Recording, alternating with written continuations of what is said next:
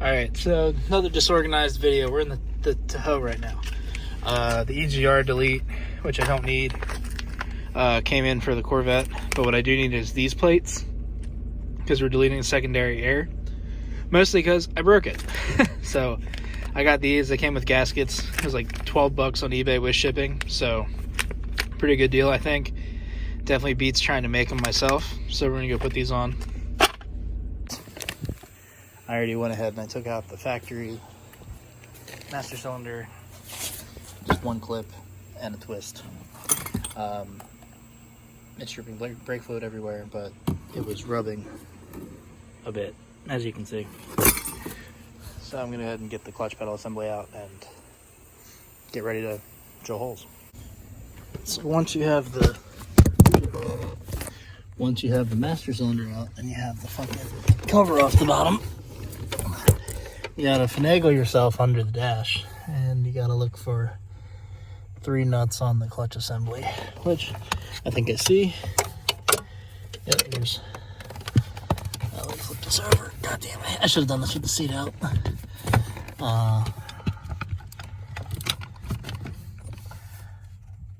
1, 2, and 3. So yeah, I'm gonna get those now. Pedal assembly is off right there. That really sucked. Now I gotta find all my nuts. Alright, so this whole coronavirus thing's got my whole video messed up. Like I said, it's all over the place. I've taken like random 3 days worth of video and had to do stuff for work or had to leave or whatever. But we're here. The alternator is on mostly. Steering shaft is back on, I think. The tick slave, or tick stock slave, tick master's on. I gotta hook the pedal up still, but that's in there, and the reservoir's put back on. The header's on. The EGR delete plates are on. My flanges are warped as fuck.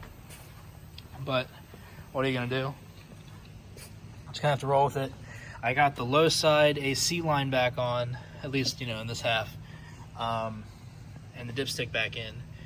But I had to take the header off and the coil brackets, obviously, to get this low side AC line back on. So I guess I should have put that on the car before I put the header on the engine and put that back in. But that's, you know, what are you gonna do? So that, I mean, they're a pain in the ass to bolt up if you've ever done an AC compressor on a C5. Especially with headers, you know how hard it is to kind of get in there and really work. But yeah, I gotta get that bolted up, and then I gotta hook up the stuff up here. That's the goal for tonight. The computer's still not hooked up, but I could do that. That's not a big deal. Really, I just want to get this thing done so I can take it home and freaking wash it. It's filthy. I never finished my powder coating enclosure, so the yellow powder I used is all over the car. And then I did some chrome TPI stuff for a customer that I'm still working on. But as you can see, that's chrome-ish. The casting makes it kind of ugly, a little peely, but it's just the defects in the metal. If you look at this one, like, it's pretty shiny. Same thing though, it's a cast piece, so there is some metal defecting, but yeah, that's all over the car too. But I'm gonna get this header bolted up. I have to make a spacer for the dipstick because the heads don't have the same provisions as the stock ones. So I'm gonna take care of that now, I guess. It's not ugly, or not ugly, not pretty. It's got some apprentice marks. It's not very flat, but it'll get the job done. I took a brake slider and a cutter. And focus, you fuck. Yeah, I made it a lot prettier than that is. But basically, this is gonna go through the dipstick bracket. This end is going to butt up to the head. The ugly side is going to get smashed into the back of the dipstick bracket, and then there's a washer and a bolt. We're going to use that hole right there over the header bolt. Ain't really much to it. For bolt, that would be factory looking. And yeah, I got to get the battery stuff figured out still, but that's a good start.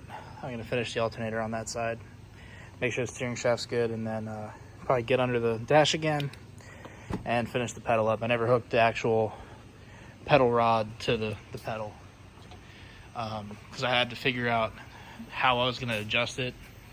I followed Tick's instructions, but when you do that, it comes out a little short and it doesn't reach the pedal all the way, but I'll show that later. The biggest holdup to getting this thing running, because I should say this whole process is coming up on 4 weekends on Saturday. It's 3 weeks, 3 full weeks as of tomorrow, which is 3 times longer than I expected this to take. And really the biggest holdup, more than anything other than just us being busy, is the freaking fast intake. And, you know, I thought I did enough research on this, and I guess I didn't, because every time I fucking turn around, there's something else I didn't know about it, and it's some other problem. So I bought the billet fuel rail kit, because that's what was offered with the Vengeance Racing kit. It was either that or use your stock LS2 fuel rail, which I didn't have an LS2, so I didn't do that, because I don't have an LS2 fuel rail. Make sense? Right.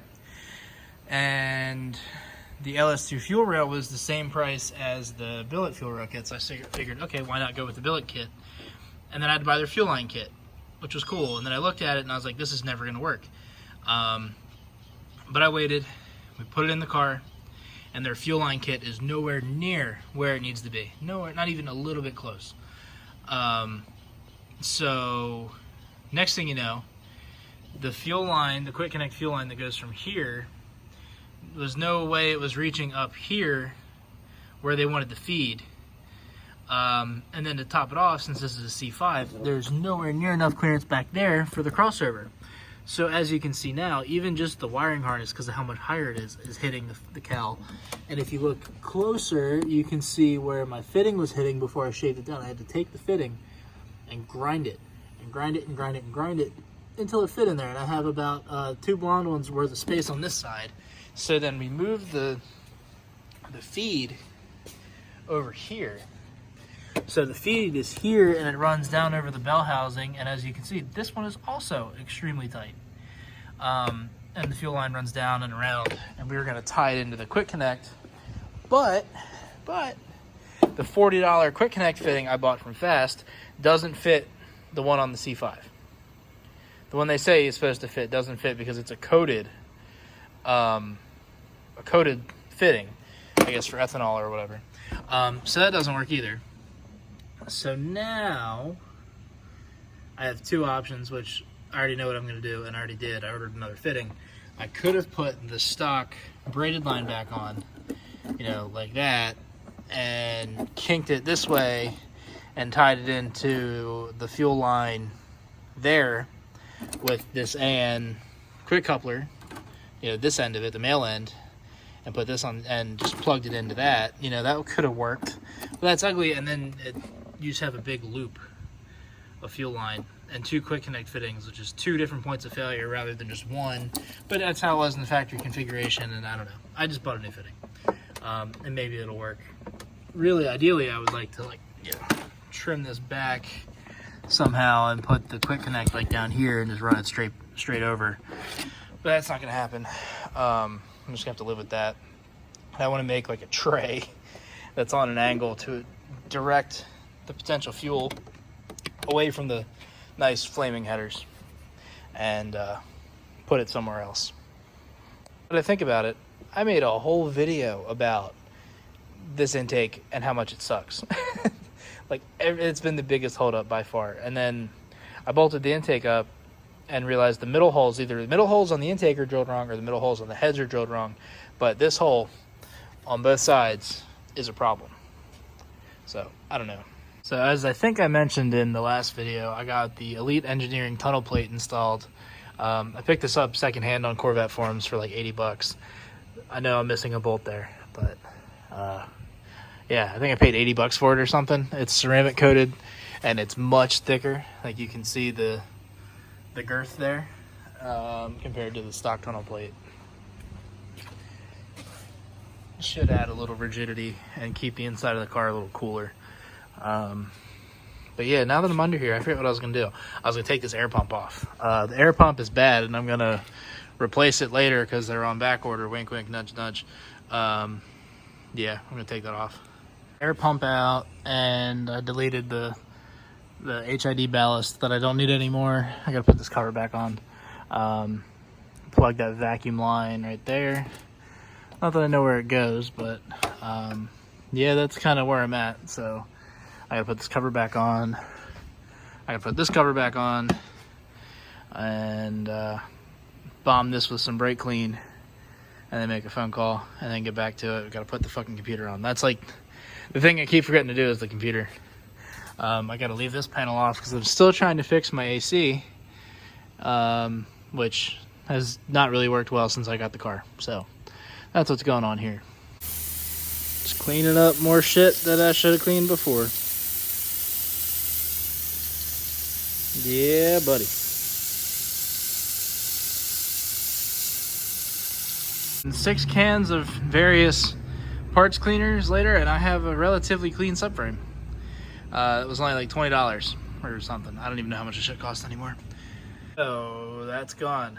The lines are gone. This wiring harness runs just to that air pump, and there's a vacuum line in there, so I could get rid of that, but I don't want to cut it. There's no junction that I can see, so that's going to stay, I guess. The clutch line thing is hooked up there, all nice and heat wrapped and ready to go. Like I said, I sprayed this off. That's a lot cleaner. The ECU is hooked up, and that other module is almost hooked up. I got to fish a connector down from the top, but it's bolted up. I need to bolt this thing back up, and then yeah, that'd be it for tonight, I think. The last of the air tube stuff is out. Like I said, I left the harness, but definitely cleaned up in here a little bit, made it a little nicer. I need to put the brake booster on still, or the master cylinder, but it was definitely a solid couple hours worth of work. I got a lot done. I don't feel as brain dead today as I did the last week, so that's a good sign. Hopefully once I get the fitting for this fuel line, we can actually hear it run, because I feel kind of weird doing all this work with it potentially not to run. But yeah, it's mostly buttoned up. I think at this point it's the fuel system and the exhaust and the wheels, and we're good. So yeah, thanks for watching. Probably won't get tuned for a month because of this coronavirus stuff, but hopefully we get that video for you soon too.